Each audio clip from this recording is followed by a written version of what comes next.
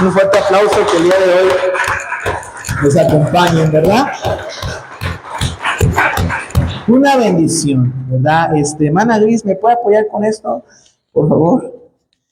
Ahí cuando termine se lo deja a la hermana Yasmin para que los que vayan llegando, ella se los vaya entregando a cada uno de ustedes. Nos han dado como que muy cerrado de la garganta, no sé por qué, pero espero no echar mis gallazos, ¿verdad? En lo que tratamos este tema, ¿verdad? Es una bendición, ¿verdad? Tener a los papás de nuestro hermano Enrique. En lo que pasa a nuestra hermana, ¿cómo se llamaba usted? Carmen. ¿Y? Enrique. ¿Y? Carla. Oh, qué bendición, ¿verdad? Tenerlos aquí en esta hermosa noche, y también a nuestra hermana Abby, que ya nos había acompañado varias veces a los jóvenes, ¿verdad? Pero ya la extrañábamos en los cultos, pero también ya está con nosotros nuestra hermana Abby, ¿verdad? Vamos a abrir nuestra Biblia en San Mateo. Vamos a ir a la confesión de Pedro, ahí por el capítulo 16 de San Mateo, versículo 18, dice la Biblia: y yo también te digo que tú eres Pedro, y sobre esta roca edificaré mi iglesia, y las puertas del Hades no prevalecerán contra ella, y a ti te daré las llaves del reino de los cielos, y todo lo que atares en la tierra será atado en los cielos, y todo lo que desatares en la tierra será desatado ¿en dónde? En los cielos. Conviene recordar que Jesucristo se identificó a sí mismo positivamente con la iglesia en Hechos capítulo 9 y no con la cristiandad. Él dio su vida para poder fundar la iglesia.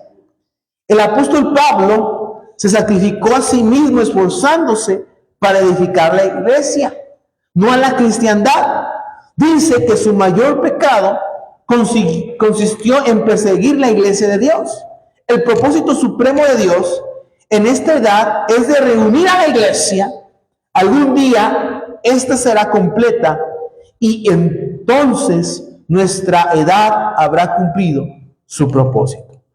Vamos a orar. En esta tarde vamos a estudiar el tema, la doctrina acerca de la iglesia. Padre, gracias en esta hermosa tarde por permitirnos estar aquí. Gracias por la vida de cada uno de mis hermanos que el día de hoy nos acompañan. Bendice este mensaje y ayúdanos a entender tu voluntad. Danos de tu Espíritu Santo, danos de tu presencia, para que el día de hoy tú seas hablando a nuestras vidas. En el nombre de Cristo Jesús te pido todo esto. Amén, amén y amén. Muy bien, hay definiciones de la iglesia, ¿verdad? La iglesia, la palabra hebrea es traducida, ¿verdad?, como asamblea, que significa llamar o congregar, y se usa aplicándola no solamente al hecho de llamar, sino que también a la asamblea de los llamados. En este sentido, Israel es llamado una iglesia, una asamblea, porque fue llamado de entre las naciones para ser un pueblo santo. La congregación, dice Hechos 7:38, en el desierto. Siempre hay un aspecto religioso asociado con este llamamiento particular. Desde el Antiguo Testamento ya se hablaba de la congregación. ¿Se congregaban en dónde? Pues los judíos se reunían los sábados para cantar y alabar a Dios en el templo. A Dios le agrada que nosotros le alabemos en el templo, porque era su característica. Ahora, tengan cuidado, porque va a llegar gente que le va a decir: oye, pero es que en el libro de Hechos no se hacían templos. ¿Cómo es que ustedes se reúnen en un templo? Bueno, hay que entender que el libro de Hechos, la iglesia era perseguida. No era tan fácil como ahora que nos reunimos a cantar. Si alguien escuchaba que estaban cantando a Dios, a Cristo, entraban a las casas, sacaban a la gente y los mataban. No sé si ustedes han visto un símbolo que es como un pescadito. Ese pescadito lo ponían en las fachadas de las casas. Y cada vez que alguien pasaba y veía ese pescadito, simbolizaba que alguien dentro de esa casa era cristiano y ahí se congregaban los cristianos. Entonces, por eso es que no habla hechos de que construían templos, por la situación que vivía la iglesia. Pero a Dios le agrada que se congregue la gente, que se reúne en un lugar, y cómo no en un lugar, un edificio como este, donde podemos dedicarlo completamente a Dios, desde las pantallas, los instrumentos, y uno está cómodo porque el lugar te ayuda en el sonido, usted escucha la palabra de Dios. Ahora, también se usó en el Nuevo Testamento. La iglesia cristiana es una institución del Nuevo Testamento que comienza en Pentecostés y termina probablemente en el arrebatamiento de la iglesia. A este respecto, hay dos palabras que tienen importancia esencial. La iglesia inició cuando Cristo fue llevado, si usted recuerda que Jesús ascendió al cielo y llegó el día del Pentecostés y descendió el Espíritu Santo y todos empezaron a hablar en lenguas y empezaron a cantar y empezaron a alabar a Dios. Se estremeció la gente, sintió un poder. Y a partir de ese momento, Pedro, lleno del Espíritu Santo, se paró y empezó a predicar la palabra de Dios. Se convirtieron miles de personas. Porque el Espíritu Santo era la promesa que Cristo le había dado a la iglesia. Si usted recuerda, el Antiguo Testamento es el tiempo de Jehová. Se habla de Jehová, Moisés hablaba con Jehová, los profetas hablaban con Jehová. Jehová usaba un profeta para que el profeta hablara con el pueblo, y el sacerdote de Dios representaba a la gente representaba a la gente ante Dios, pero el profeta representaba a Dios ante el pueblo. ¿Sí ven las dos diferencias? El profeta hablaba, predicaba la palabra de Dios, lo que Dios le mostraba a él, al pueblo, representando a Dios. Y el sacerdote llevaba los sacrificios ante un altar para presentárselo ante Dios. Usted y yo cumplimos dos funciones.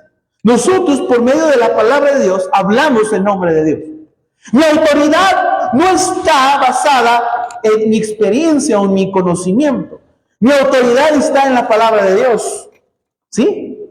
Mi autoridad está en la palabra de Dios. Su autoridad está en la palabra de Dios. Pero también debe que tener en cuenta que usted también es sacerdote. ¿Sí sabía? Cada creyente es un sacerdote. Porque cada creyente traemos ante Dios sacrificios. ¿Qué sacrificios a veces damos a Dios? Nuestra alabanza, nuestro servicio, nuestro evangelismo, nuestras oraciones, nuestras ofrendas. Cuando usted trae un chicharrón, es una ofrenda que usted le está dando a Dios, ¿sí sabía? Cuando usted prepara algo, o pinta o trabaja en la iglesia, es un sacrificio, porque usted es un sacerdote. Ahora, la palabra iglesia se deriva de eclesia, de dos palabras griegas que significan llamar fuera. Esta palabra se usa en el Nuevo Testamento 111 veces. En Hechos, capítulo 19, versículo 39, se usa en un sentido secular.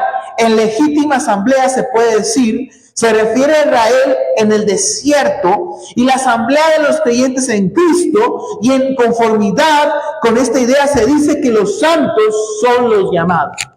Dios a usted lo ha llamado fuera. Usted es apartado para Dios. Tenemos un llamamiento especial para el Señor. Porque un día Dios puso su mirada en usted y un día Dios puso su mirada en mí. Tocó mi corazón por medio de la predicación y ahora soy salvo. Ahora usted salva. Ahora usted tiene el evangelio y es llamado fuera del mundo. Porque a pesar de que hay miles y millones de personas en este mundo, Dios no ha escogido a usted de miles y miles de personas. La Biblia dice que muchos son los llamados, pero pocos son los escogidos. Y usted es un escogido de Dios. Usted es un escogido de Dios porque usted siente algo que los demás no sienten. Usted es diferente a los demás porque Dios va a llamar a usted de manera personal. Por eso es complicado que la gente nos entienda. Ahora, kuriakón, también de la palabra griega, significa lo que pertenece al Señor. En este sentido tenemos la cena del Señor, el día del Señor, donde se pone en claro que es sobre lo que el Señor tiene dominio y autoridad. Resumiendo, la iglesia se compone del cuerpo de creyentes que han sido llamados fuera del mundo y que están bajo el dominio y autoridad de Jesucristo. Estamos bajo la autoridad de Cristo. Somos el pueblo de Dios. Le pertenecemos a Dios. Usted ya no pertenece a una institución humana, usted pertenece a Dios. Si usted ha sido salvo, su vida es de Dios y está en manos de Dios. Ahora, se desarrolla una idea de la iglesia en el Nuevo Testamento. Al principio no había más que una iglesia en Jerusalén. Tal vez se tuvieron reuniones, dice aquí, en diferentes casas, pero no había más que una iglesia con un registro. Por eso es que leemos que en total de los mismos eran, en cierta ocasión, vamos a ver Hechos capítulo 1, versículo 15. Vamos a ir a Hechos capítulo 1, versículo 15, dice la palabra de Dios. Dice, en aquellos días Pedro se levantó en medio de los hermanos y los reunidos eran como 120 en número y dijo, aquí nos encontramos con la primera congregación. ¿Cuántos eran? 120. Luego, 3,000. Hechos 2:41 dice la palabra de Dios. Así que los que recibieron su palabra fueron bautizados y se añadieron en aquel día, ¿cómo? Así es. Ellos reciben el Espíritu Santo, Pedro predica y 3,000 se convierten y se añaden a la iglesia y son bautizados. Después, más adelante en Hechos capítulo 4, versículo 4, dice, pero muchos de los que habían oído la palabra creyeron y el número de los varones era ¿cuántos? Eran 5,000. Se añadían y se añadían y se añadían y se añadían con la doctrina de los apóstoles. En Hechos capítulo 1 y en Hechos capítulo 2 vemos a detalle cómo la iglesia fue creciendo desde un grupo de 120 hasta 5,000. La segunda etapa de la iglesia fue cuando se extendió por Judea y por Samaria, conforme se relata en Hechos. Bueno, no lo vamos a leer todo, ¿verdad? Pero en Hechos capítulo 8. Ahí encontramos a un personaje muy importante que era perseguidor de la iglesia. ¿Cómo se llamaba? Saulo. Saulo empieza a perseguir la iglesia. Como vieron que eran muchos los que se habían convertido, los vieron como amenaza. Entonces llegaba Pablo, los agarraba, los perseguía, los metía en las cárceles, los mataban. ¿Y qué pasó con la iglesia? Los que huían de Jerusalén se iban a Judea y a Samaria. ¿Y qué hacían en cada uno de esos lugares? Predicaban. Es como si vámonos, tenemos que huir de San Luis, pues vámonos a Moctezuma, vámonos a Querétaro, vámonos a Oaxaca.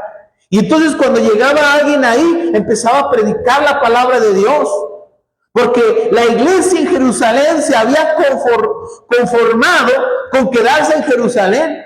Pero Dios tuvo que utilizar esas circunstancias adversas para que la iglesia se expandiera y entonces iniciara la segunda etapa. La primera etapa, se dan cuenta, es cuando viene el Espíritu Santo, se forma la iglesia, se forman los primeros líderes y empieza a crecer. Por eso es necesario que la iglesia se organice con un grupo y después establezcan líderes.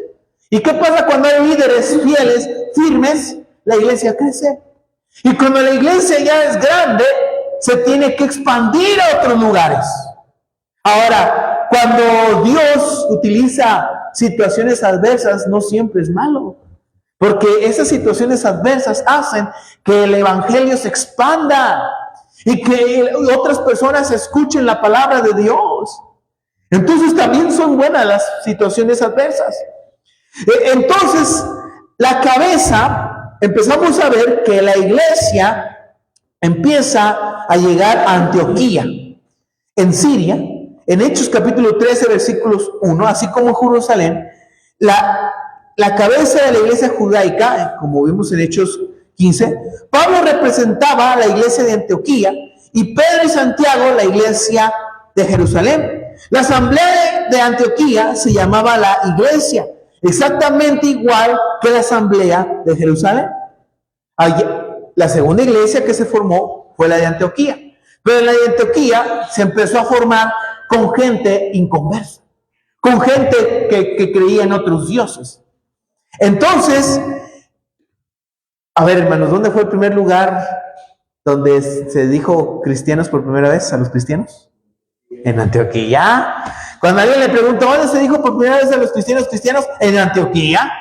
Entonces, ahí lo vamos a encontrar en Hechos capítulo 13. La iglesia se fue expandiendo, se hicieron actividades misioneras. Usted va a encontrar que Pablo hizo 3 viajes misioneros. Principalmente el apóstol Pablo se fue a Asia Menor, se fue hacia arriba, llegando por Turquía, después por Grecia y llegando a Italia, donde es Roma actualmente. Por eso se levantaron y se escribieron las cartas a los Corintios, la carta a los Filipenses, la carta a los Tesalonicenses, porque eran ciudades tanto de Turquía como de Grecia y llegó hasta Roma. Si seguimos más adelante, ¿sí? Estas actividades llevaron a la expansión del evangelio. Pablo se encargó de predicarle a los gentiles. ¿Qué hacía Pablo? ¿Cuál era el modelo de Pablo? Pablo llegaba a una ciudad y buscaba una sinagoga. ¿Qué es una sinagoga, hermanos? ¿Mandé? ¿Pero qué era una sinagoga? Es un pequeño lugar donde los judíos se reunían, donde enseñaban. Pablo primero iba, enseñaba a los judíos, y cuando los judíos rechazaban, se iba entonces ¿hacia dónde? Hacia las plazas, hacia las calles, a predicar hacia los gentiles. Entonces los gentiles también creían. Entonces la iglesia se conformaba no solamente de puros judíos, sino también de gentiles. Ahora, hay que entender distinciones. La iglesia y el reino de Dios. Fíjense, la iglesia es el misterio y el reino es el misterio. Son ahora contemporáneos. El reino se manifestará en su plenitud a la venida de Cristo. La iglesia está dentro del reino y probablemente los regenerados son los hijos del reino. El reino consta de buenos y malos. La iglesia solamente de los santos en verdad. Los judíos rechazaron el reino en tiempo de Cristo y los apóstoles. Este reino, ahora rechazado, será establecido nuevamente cuando venga el Mesías. En este concepto nos ayuda a entender las parábolas de Mateo 13, así como el Sermón del Monte. La cizaña no es sembrada en la iglesia, sino en el campo, que es el mundo. La iglesia puede considerarse como parte del reino de Dios, en la misma forma que en una provincia es parte de una nación. En un sentido, el reino está presente de la misma manera que el rey está presente en el corazón de su pueblo. Hay una diferencia entre iglesia y cristiandad. De la misma manera que hay una diferencia entre los cristianos que poseen y los que profesan la fe. La cristiandad bautizada es una cosa y la iglesia de Cristo es otra. ¿Entendieron? El reino de Dios es donde Dios tiene todo control y la iglesia estamos dentro. Pero también dentro del reino de Dios hay cizaña. Hay gente mala. También están los judíos. Todo esto es parte del reino de Dios porque Dios tiene control sobre todo esto. ¿Cuándo se va a ver más palpable? ¿Se acuerdan de ese periodo de 1000 años que les platiqué y les he mencionado un chorro de veces? ¿Cómo se llama?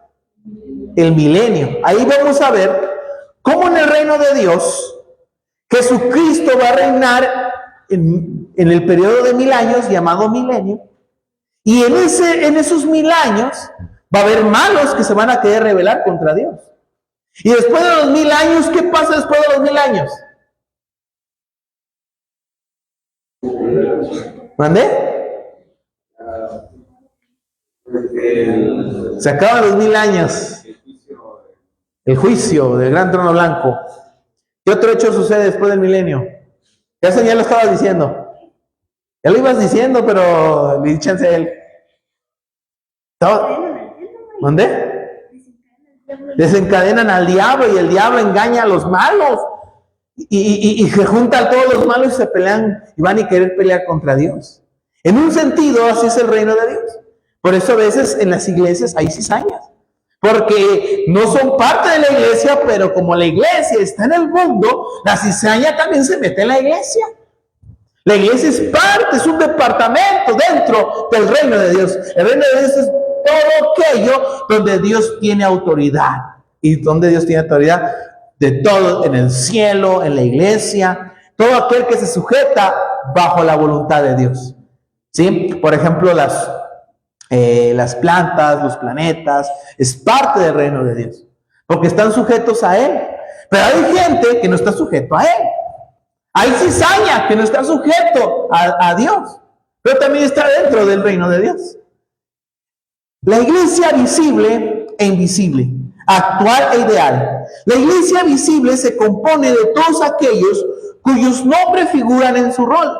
La iglesia invisible de aquellos cuyos nombres están escritos en el libro de la vida del Cordero. La actual, el pueblo imperfecto que aspira a la perfección, que vive aún en la tierra, la ideal, los santos que han salido de ella y que están ahora triunfantes en el cielo. Hay una iglesia en el cielo hoy mismo que hay en la tierra. En realidad ambas son parte de una misma iglesia, la llamada militante en la tierra y la llamante triunfante en el cielo. Por eso cuando alguien muere, un cristiano muere, no decimos se murió. ¿Qué decimos? Está dormido. Porque es parte de la iglesia y ellos ya están en la iglesia triunfante. ¿Quién es la iglesia triunfante? Aquellos que ya están en el cielo y ya disfrutan de estar en el cielo. Imagínense, ver la gloria de Dios. Es más, decía alguien que si alguien pudiera ver el cielo por un minuto, se convertiría en el hombre más infeliz de la tierra. Porque lo que hay en el cielo no se compara a lo más hermoso que hay en la tierra. Allá en el cielo hay cosas preciosas que no pueden entrar en nuestra imaginación. Pero ¿cuándo vamos a ser triunfantes? Cuando estemos allá. Ahorita somos la iglesia militante. Somos embajadores de Cristo. Llamados a evangelizar, llamados a ganar a otros. Somos parte de esa iglesia también. Ahora existen dos clases de iglesia. La iglesia local y la iglesia universal. ¿Cuál es la iglesia local? Nosotros, los que se reúnen en un solo lugar. Aquellos que están ubicados, por ejemplo, aquí en Angostura, la iglesia, el Cordero de Dios. Pero también hay otras iglesias locales. Aquellos que se congregan en la satélite, aquellos que se congregan en la Juárez, en el Saucito, en el Sausalito. Hay otras iglesias locales que se reúnen en un solo lugar como iglesia. Pero el conjunto de todas ellas se llama iglesia universal. Todas las iglesias en conjunto se llaman iglesias universales. Pero cada en particular es iglesia local. En cada iglesia local todos son miembros. Por ejemplo, un miembro de mi cuerpo, ¿qué es? El riñón, el pulmón, el corazón, los órganos, los ojos. Hay miembros que se ven. Por ejemplo, dice, qué bonitos ojos tienes, Mauricio.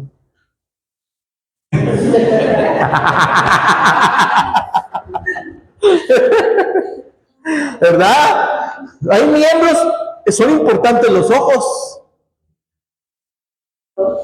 Y ay, qué bonitos ojos, qué bonitas manos, qué bonito cabello, qué bonita boca, qué bonita nariz. Y la gente, wow. Pero también hay miembros que no se ven, que son muy importantes, como los riñones. ¿Cuántos de ustedes podrían vivir sin riñones? Pues es imposible. ¿Cuántos de ustedes podrían vivir sin estómago? ¿Cuántos de ustedes pueden vivir sin pulmones? En la iglesia hay miembros que son vistos. Siempre van a ver al baterista, Mauricio. llenos del Espíritu Santo y que hasta le hacen el palo así, no sé. Y van a ver al pastor gritón, y van a ver al que dirige acá bien animado, y van a ver tal vez a los músicos, a las coristas acá con el micrófono. Y son los miembros que se ven, que son importantes. Pero también hay miembros que no se ven. ¿Quién limpió el templo hoy? Nadie la vio barrer. Bueno, yo la vi en las cámaras porque yo le echo el ojo a las cámaras. Pero la hermana vino a limpiar, estuvo limpiando con su hija, vinieron las dos, estuvieron aquí. Nadie los ve, pero también es importante que exista una iglesia limpia. Hay personas que no se ven. Hay personas que van a evangelizar, que tal vez no se ven aquí, pero salen a evangelizar y ellos también son importantes. Hay gente que discipula, hay gente que conecta los instrumentos para que se oiga bien el sonido. No se ven, pero son importantes. Hay miembros de honra, también hay miembros de deshonra.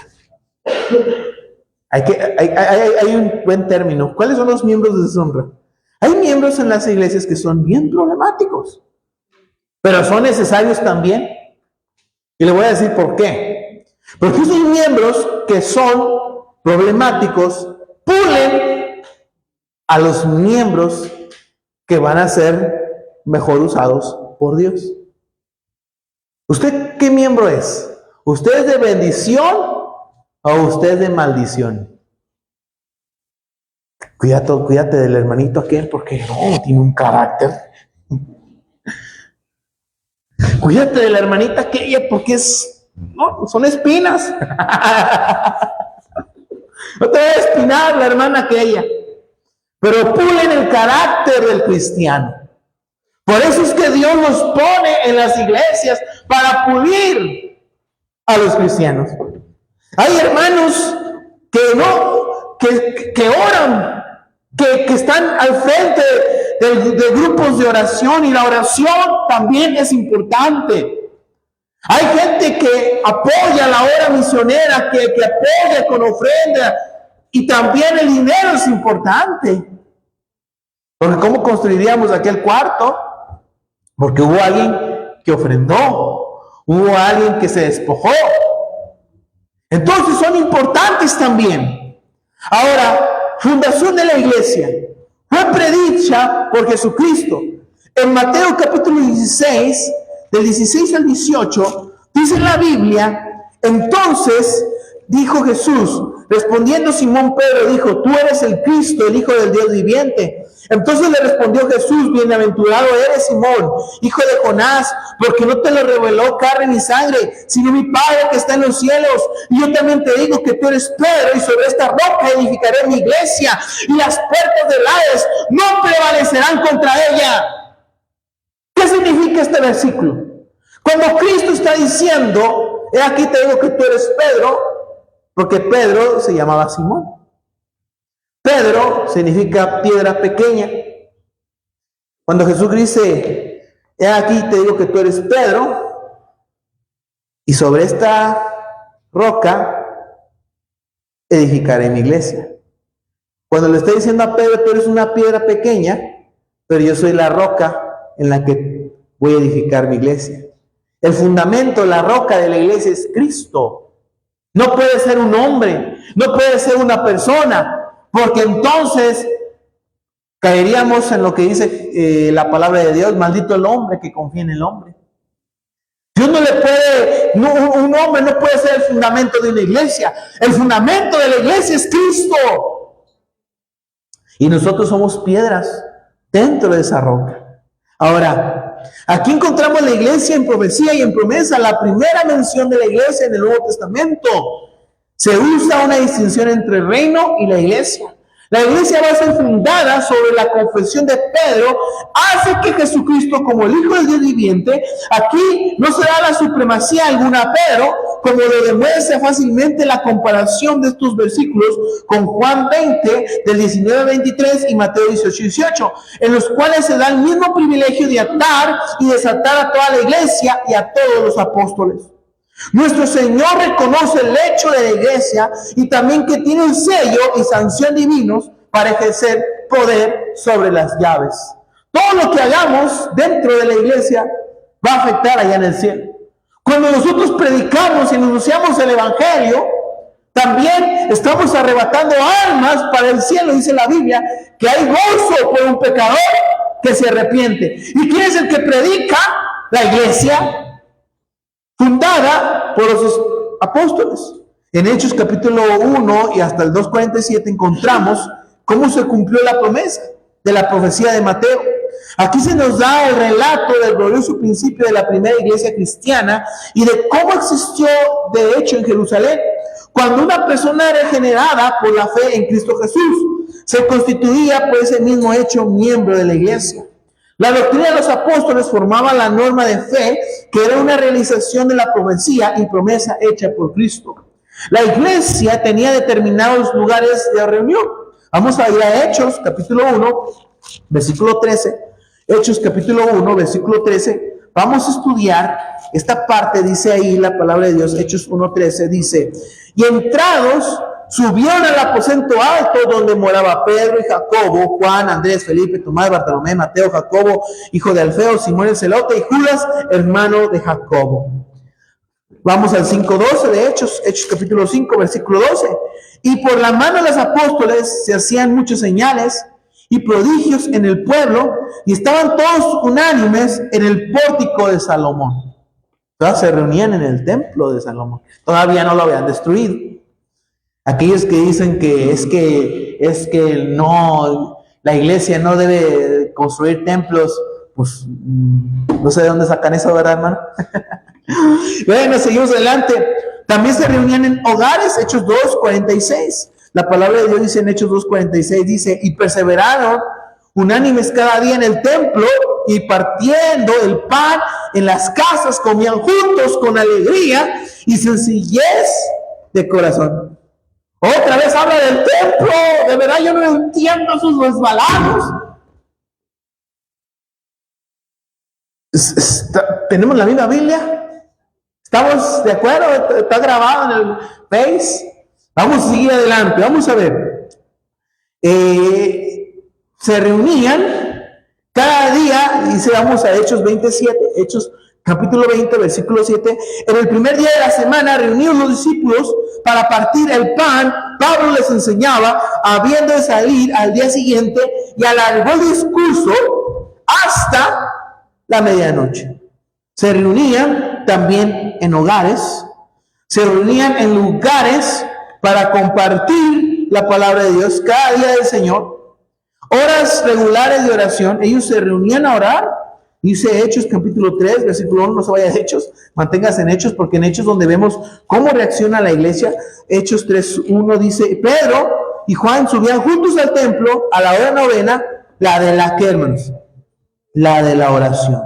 Hechos capítulo 10, versículo 9, dice la palabra de Dios: Hechos 9, al día siguiente, mientras ellos iban el camino y se acercaban a la ciudad, Pedro subió a la azotea para orar cerca de la hora sexta. Entonces, mi amado, oraban como iglesia.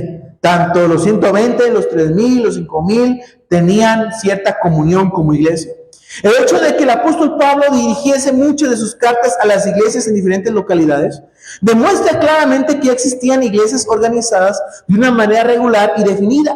Las cartas a los Corintios, por ejemplo, demuestra que las iglesias ya tenían ciertas formas reconocidas de servicio y de liturgia. Las cartas a Timoteo y Tito suponen una congregación de creyentes organizada en forma regular. Se deduce que existe una iglesia en el mundo. La iglesia cristiana es una entidad tanto como lo es el pueblo gentil o el pueblo judío. La existencia de oficiales de la iglesia demuestra la existencia de la iglesia de forma organizada. Filipenses capítulo 1, versículo 1, encontramos aquí a ciertos oficiales, dice: Pablo y Timoteo, siervos de Jesucristo, a todos los santos en Cristo Jesús que están en Filipos, con los obispos y ¿qué? Y diáconos. En Hechos capítulo 20, versículo 17, habla de ancianos. En 1 Timoteo, versículo 4, versículo 14, habla del presbítero. Se daban cartas de traslado también a los miembros. Miren, Hechos capítulo 18, versículo 27. Hechos 18, 27 dice la palabra de Dios.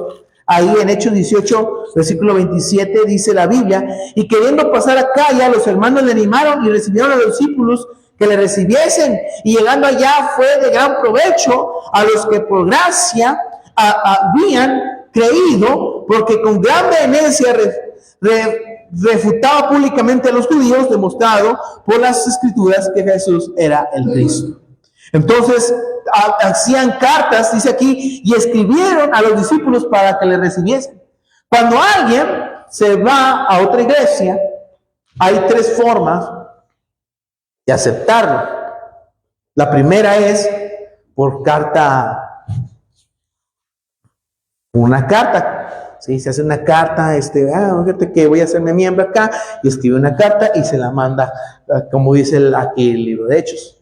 También se da por testimonio, como nuestro hermano, ¿verdad? Que ha estado aquí fiel y todo, y dice, yo quiero ser parte. Entonces pasa el hermano y se hace, como ven, hermano, el hermano Mauricio ya estuvo 3 meses con nosotros, y él quiere ser miembro, ¿cómo están? ¿Están de acuerdo? Sí, estamos de acuerdo.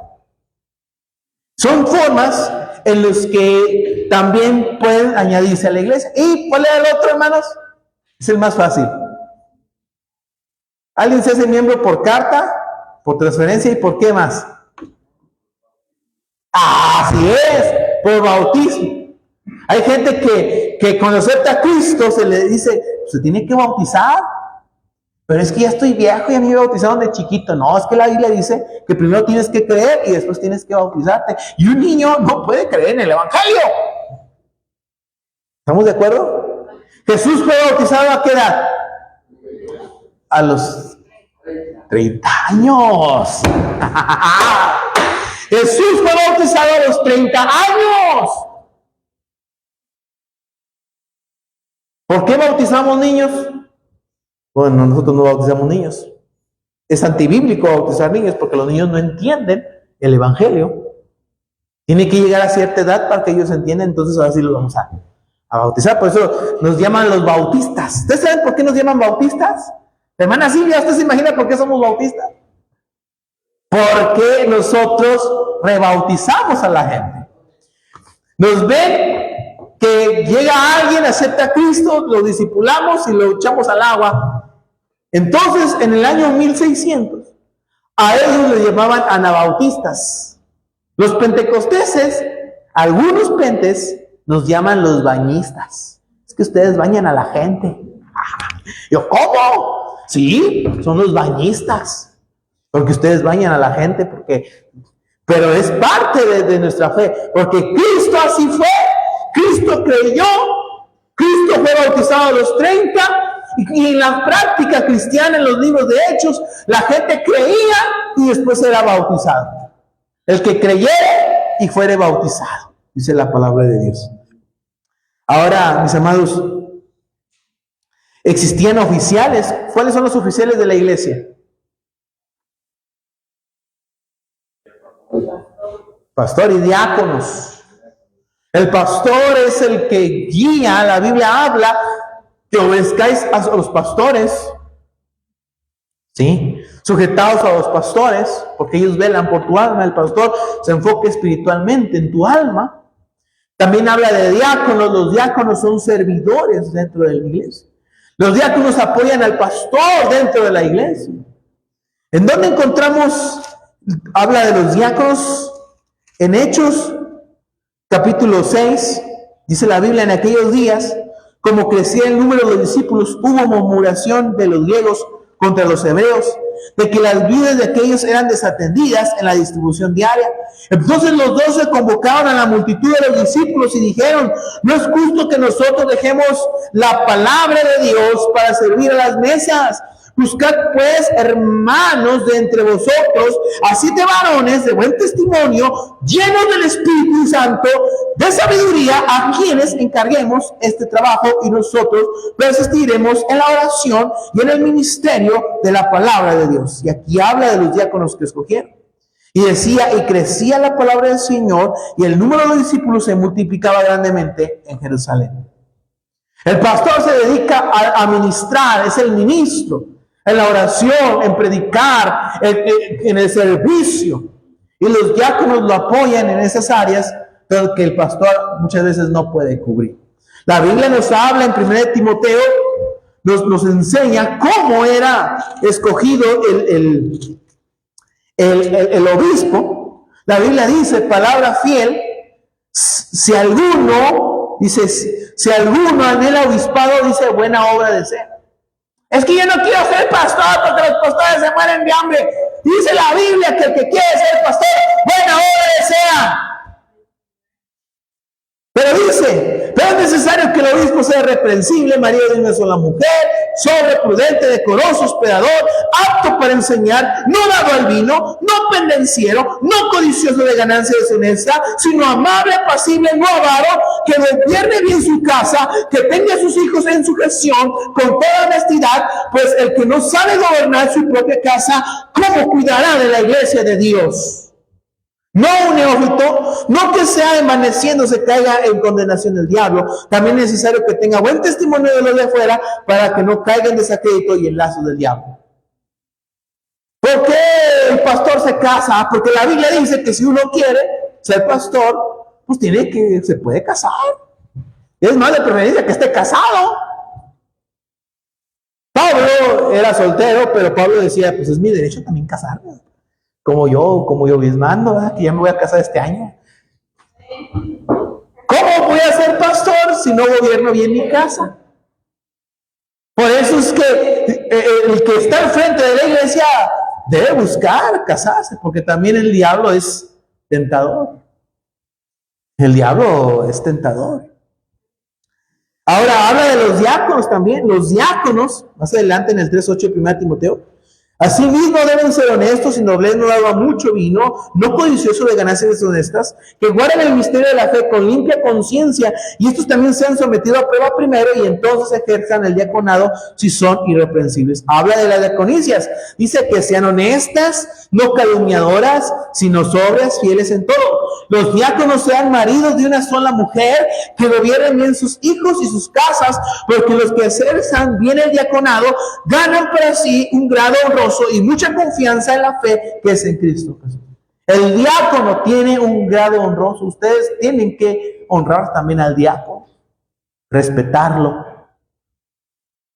Es que el hermano Adrián es bien alegre y le voy a dar un zape. No, si yo le hablo de usted, yo que soy el pastor, hermano Adrián, ¿puede venir, por favor? Yo le hablo de usted al hermano Adrián, le digo, fíjense, hermano Adrián, nunca le digo, Adrián, venga. Se respeta, se le habla de usted al diácono, al hermano Félix. Hermano Félix, venga, ¿cómo está? Dios le bendiga. Tienen grado honroso. El hermano Félix es como un anciano en la iglesia. Perdón, hermano, pero vamos a...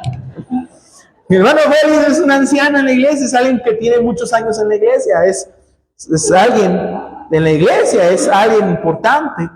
Se le tiene que respetar. A la diaconisa se le tiene que respetar. Si yo lo hago, ¿por qué ustedes no? A ver. ¿Sí? ¿Sí ¿Ya se enojaron o estamos bien todavía? Todo bien. Ahora, miembros de la iglesia y sus condiciones y características. En todos sus miembros se requiere el arrepentimiento y el bautismo. La Biblia habla en Hechos capítulo 2, versículo 38, Hechos 2:38, dice la Biblia, Hechos capítulo 2, versículo 38, vamos rápido para allá, dice la Biblia, Pedro les dijo, arrepentíos y bautícense cada uno de vosotros en el nombre de Jesucristo para perdón de los pecados y recibiréis el don del Espíritu Santo, para que vosotros, es la promesa, y para vuestros hijos y para todos los que están lejos, para cuantos el Señor nuestro Dios llamare. Dice, así que los que recibieron su palabra fueron bautizados y se añadieron en aquel día como 3,000 personas. La iglesia primitiva predicaba, la gente se convertía y era bautizada. No se bautizaban niños. Es bíblico. El fe en el Señor Jesucristo como Redentor divino. Todo el sermón de Pedro, Hechos, ilustra la verdad, confronta. Habla cuando Pedro le dice, ustedes judíos mataron al Salvador, dice la Biblia, que compungidos de corazón dijeron, ¿qué haremos? Y Pedro le dice, arrepentidos y bautícense en el nombre de Jesús para perdón de sus pecados. Salvos regenerados era requisito esencial que los miembros de la primera iglesia debían ser añadidos a Cristo antes de ser añadidos a la iglesia. El bautismo en el nombre del Trino, Dios como convención pública de Cristo. Mateo 28:19 dice, la palabra de Dios en Mateo 28:19, dice la escritura, Mateo 28:19, dice la Biblia, por tanto, id y hacer discípulos a todas las naciones, bautizándolos en el nombre del Padre, y del Hijo y del Espíritu Santo. Se tiene que bautizar en el nombre del Padre, el Hijo y el Espíritu Santo. Pero es que ¿qué iglesia bautiza en el nombre de Jesús? Está mal. La Biblia dice que en el nombre del Padre y del Espíritu Santo.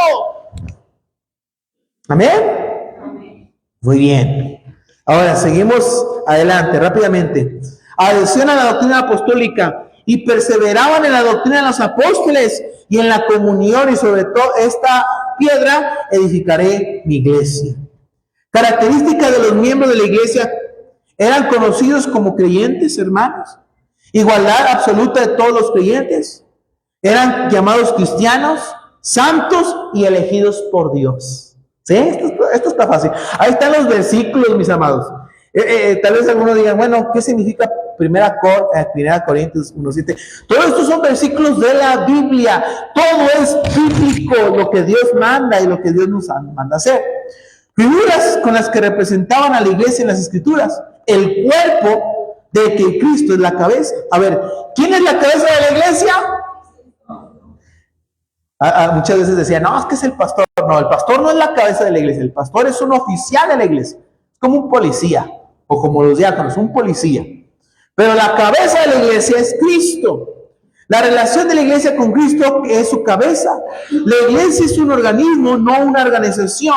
Existe una relación vital entre Cristo y la iglesia, ambos participando de la misma vida, lo mismo que sucede entre la cabeza y el cuerpo físico. No podemos unirnos a la iglesia como nos unimos a una logia o a una mera organización humana. Tenemos que participar de la vida de Cristo por fe antes que podamos ser miembros de la iglesia de Cristo en el verdadero sentido. Como cabeza de la iglesia, Cristo es su guardián y su dirección, el origen de su vida, llenándola con su plenitud y el centro de su unidad y la causa de su crecimiento.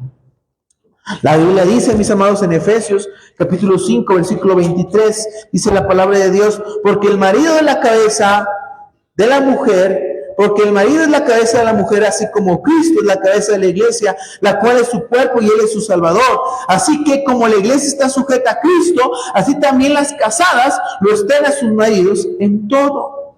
Cristo es la cabeza de la iglesia. Ese es el centro de la unidad y crecimiento. ¿Qué pasa si me sacan un pulmón y lo avientan al piso? Bueno, puedo vivir con un pulmón. ¿Qué pasa si me corto un dedo? Se pudre. Si alguien se separa de la iglesia, se empieza a corromper, se empieza a podrir, empieza a oler feo.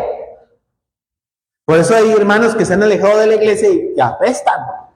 Su vida espiritual apesta. ¿Por qué? Porque se empiezan a pudrir, se empiezan a corromper. Empieza a corromper el ambiente que representa el mundo.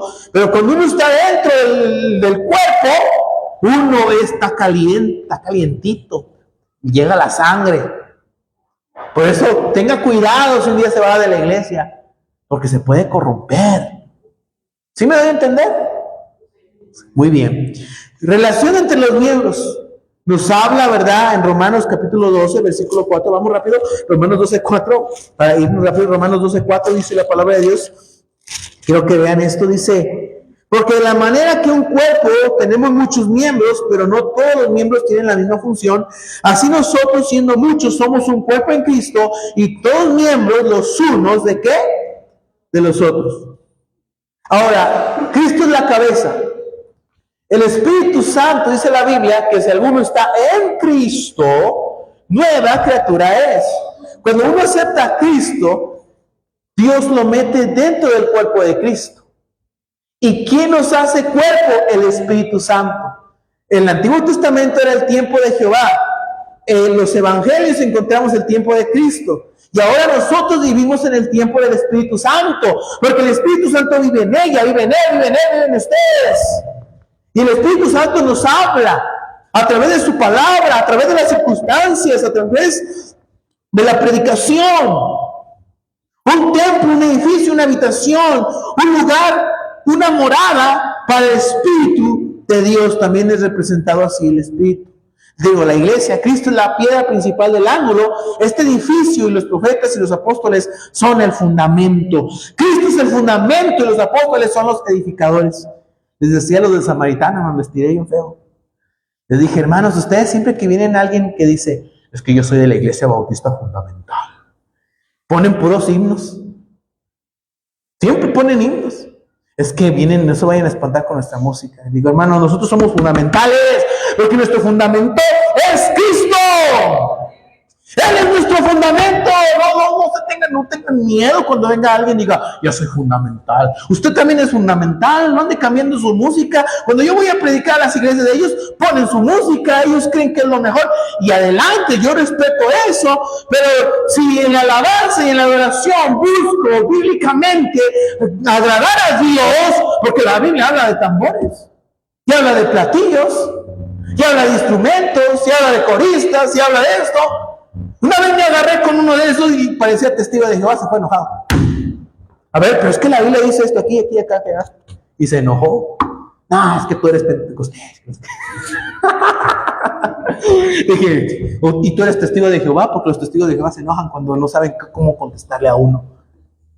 Digo, no se agarren contra uno, ¿verdad? Porque vamos a sacar la Biblia y en la Biblia a veces vienen muchas cosas que ellos quieren ignorar. Pero mis amados, somos fundamentales. No se achicopales, que ¿quién sabe más de la Biblia? Si usted estudia la Biblia, usted va a saber hasta más que yo. Sé que no tenga temor. Usted, su fundamento es Cristo. Ahora, la esposa de Cristo. También la iglesia se llama la esposa de Cristo. Y un día va a ser presentada ante Cristo. Sí, porque Él es el marido. Ordenanzas de la iglesia, ¿cuáles son? Bautismo y la cena del Señor. El bautismo, pues lo echan en agua, ¿verdad? Está instituido. Y la cena del Señor nos habla en 1 Corintios, capítulo 11, del 20 al 34, nos habla de cómo es la cena del Señor. Que es pan sin levadura y jugo. ¿Y cómo tiene que comer la cena del Señor? Dignamente. No tiene que estar enojado con su hermano. No tiene que estar peleado con su hermano. No debe haber pecado. Porque ¿qué pasa si como la cena del Señor indignamente? Juicio come y algunos duermen, o sea, unos se mueren. Otros se enferman y otros son débiles en la fe. ¿Sí? Seguimos adelante. Vocación de la iglesia. Hermanos, aquí vienen todos los versículos, ¿sí? Creo que ya eso lo vimos en la dominical, se los he dado en discipulado, pero aquí vienen todos los versículos para que vean que no les estoy echando mentiras. Miren, vocación de la iglesia. ¿Qué se dedica a la iglesia? La iglesia se dedica a adorar a Dios y glorificarle en la tierra. Evangelizar al mundo. Desarrollar a cada cristiano hasta que llegue a la plenitud de Cristo. De aquí el don de los pastores, maestros. En esto se encuentra el valor de la asistencia a la iglesia, en que promueve el crecimiento. La falta de asistencia conduce a la apostasía. La iglesia es un grupo de personas pecadoras. Es que la iglesia son puros hipócritas, bola de pecadores. Por eso no voy a la iglesia. La Biblia no niega eso. Capítulo 1 de Corintios, capítulo 2, capítulo 3, capítulo 6 de Corintios, habla de una iglesia donde había pleitos, donde había hermanos carnales que se peleaban y Pablo los tiene que reprender con sus cartas. Dios no dice que la iglesia sea perfecta. Por eso existe Filipenses, por eso existe Gálatas, por eso existe Colosenses, las cartas, porque eran iglesias que tenían problemas y Pablo tenía que mandarles una carta para corregirlas, porque Pablo era un pastor. Eso hace el pastor. El pastor enseña a la congregación, corrige a la congregación, predica la palabra de Dios. Y hay gente que se enoja con el pastor. Es que el pastor me está tirando a mí. Pero el pastor tiene que ver la congregación para predicar el mensaje que necesita la congregación. Si en la congregación hay desánimo, me voy a enfocar en predicar un mensaje de ánimo. Si la congregación es medio acá, pues voy a predicar para que apoye la obra de Dios. Si la congregación es inconstante, voy a predicar que sean constantes.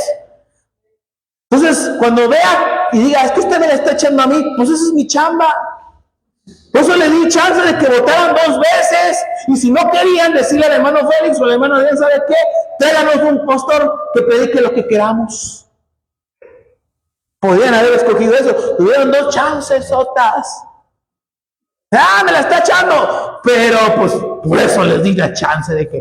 Es más, ni vine ese día y los dejé con el hermano Vidal para que ustedes se desplayaran.